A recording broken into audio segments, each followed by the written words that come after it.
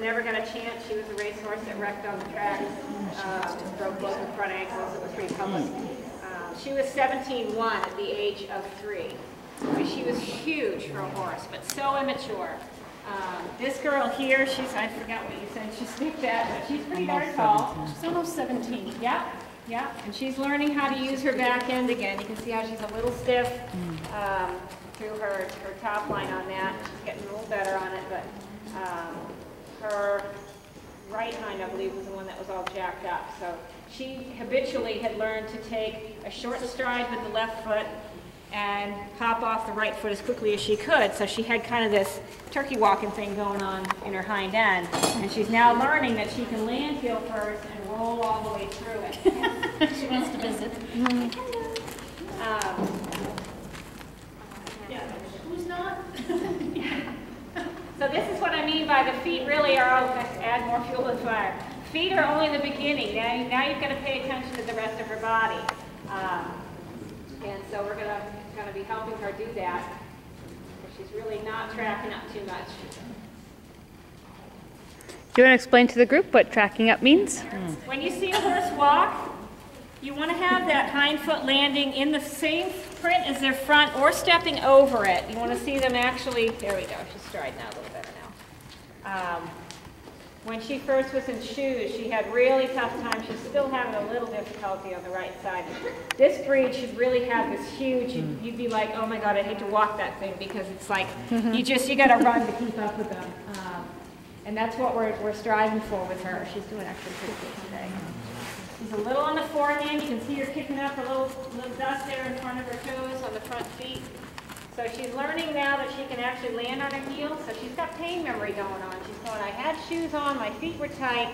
I'm not so sure if I trust that to land on it. My husband wrecked his knee playing soccer, and it's been 8 years now, and he still doesn't trust himself to kick with that leg. I'm like, honey, there is nothing wrong with that leg.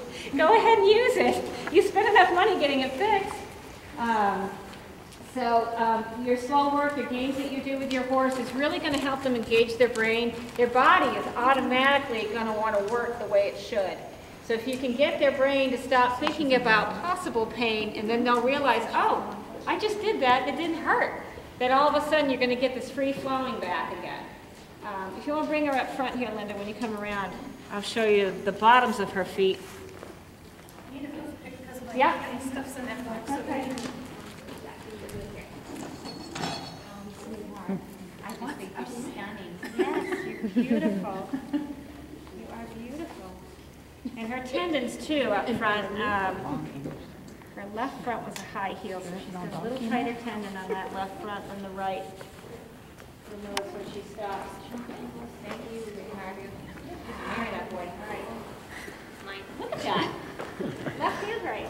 That's why I said you were happy. That was big. All righty.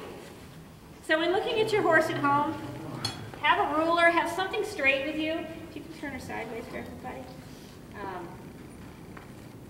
So you can see how they line up. Now, Heather and I have shown pretty extensively horses in hand through 4-H, which was phenomenal, which is what got me brave enough to talk to all these people.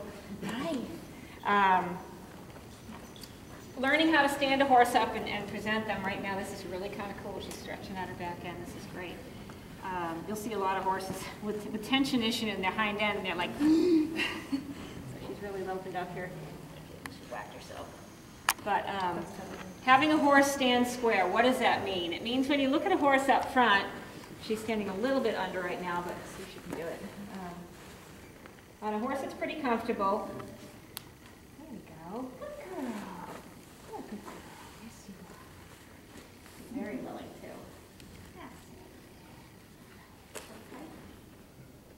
You want their legs to look like the base of the table. You're going to see the. She's like, don't you want it? Don't you want it? Oh, I love that concavity. It's so cool. So when you look at a horse straight up from the side, you're going to want that leg to drop right straight down. She's standing a little over, but right straight down. If you've got your horse that's sticking their leg way out like this, or way out like this, then he's trying to avoid some discomfort somewhere. And you got to find out, is it in the foot? Is it in the tendon? Is it up in the shoulder somewhere? When I see horses that have had hoof problems or they've been in shoes for a very long time, you usually start to see issues in two areas particularly. One right in front of the shoulder. She's got some residual here. You can feel it with your finger. I should be able to roll my fingers right in under that scapula. Okay, you should be able to feel that. She's got some built-up residual stuff right here. Unfortunately, she's never been ridden. Horses that have been ridden, I can actually grab it with my hand. It's huge. Just like a bodybuilder will target a certain part of their body to work, when that's been used for so long to try to pull weight off, or because she's tense, it's going to build up. Another place that we see it is through the sacrum. And if you take two fingers on your hand, just start right above the withers and go all the way back down, run it right across. The first time I did this to her, she jumped away from me so hard. She did a stutter step in the hind foot. She was like, oh my God. And that was before the shoes off. Now that she's had her shoes off, we're able to do that. But the sacrum is another area that, if you think about how the lamina lays together, try to do this again.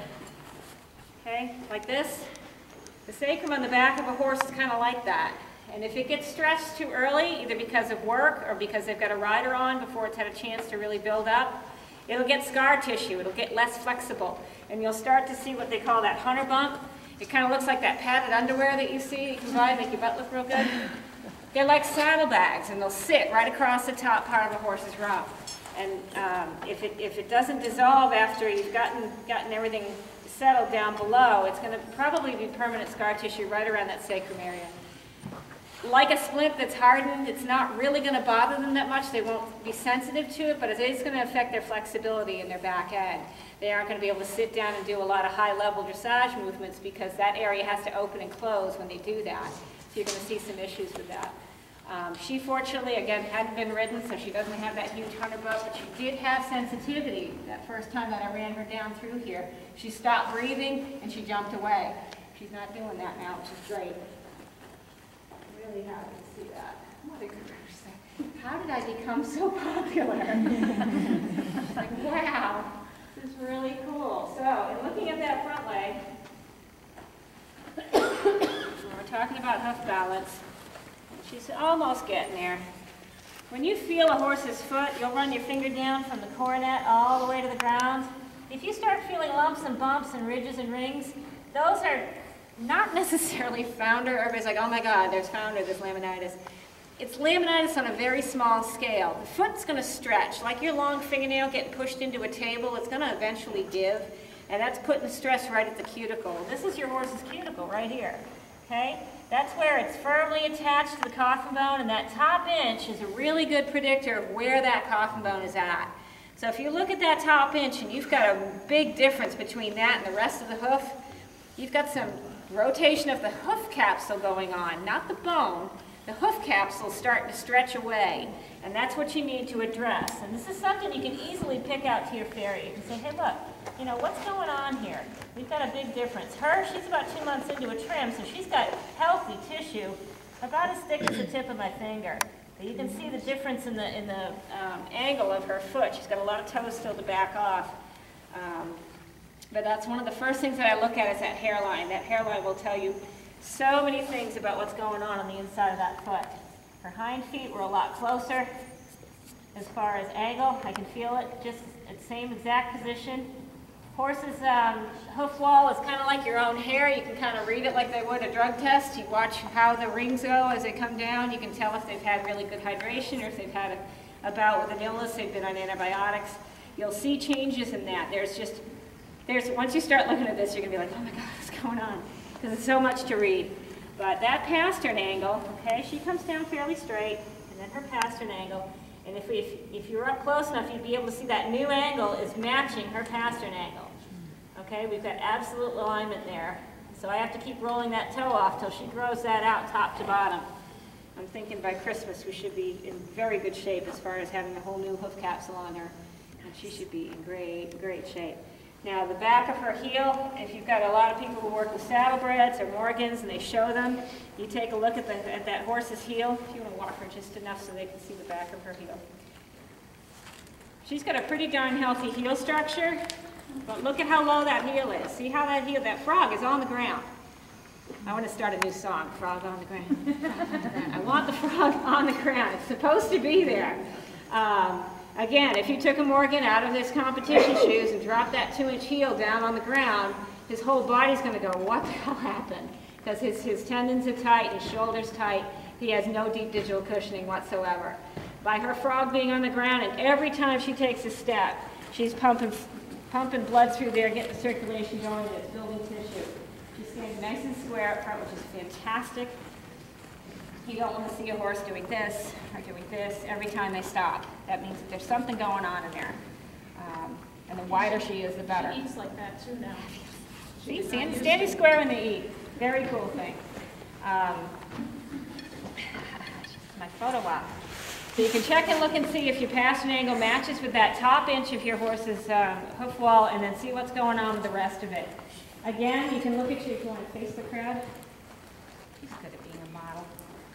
He says, my paparazzi's over there. This is not my best side. So cute. So start by looking at the side, and then you can come to the front. And the only thing you're going to really worry about when you look at the front, one, check and see where your cannon bone is located on that horse. And this is a confirmation lesson here to see if you're lining up straight with the middle of the knee. She says, not that tight. Okay, so check and see if this one's a little bit twisted out. Okay, like I said, no horse is totally perfect. They're very, very rare to find them totally straight. You'll usually find some disparity somewhere. Either their forearm is set on differently, or their cannon's set on a little differently, or their pastern even below is not centered directly underneath their fetlock. So if you've got an issue, that horse is going to modify that foot underneath it.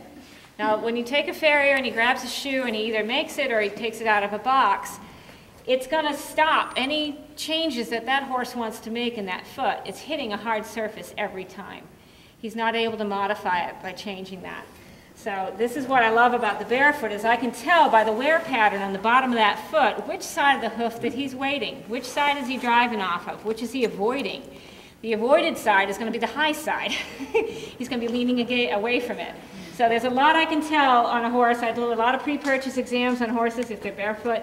Even if they're not, I can tell a lot by the hairline, but we can tell what's going on with that foot just by reading some of these signs. If you want to spin her all the way around, I'll let them see her hind feet. Good girl. What a good girl. No, I can't see out the door. Oh, jeez. What game goes with this? Face away from the door. Okay. So when I pick up a foot, the diagonal foot is the one that's going to weight bear. So her right front is the one that's taking all the weight, but this one is not holding up right now. So she's kind of stretching.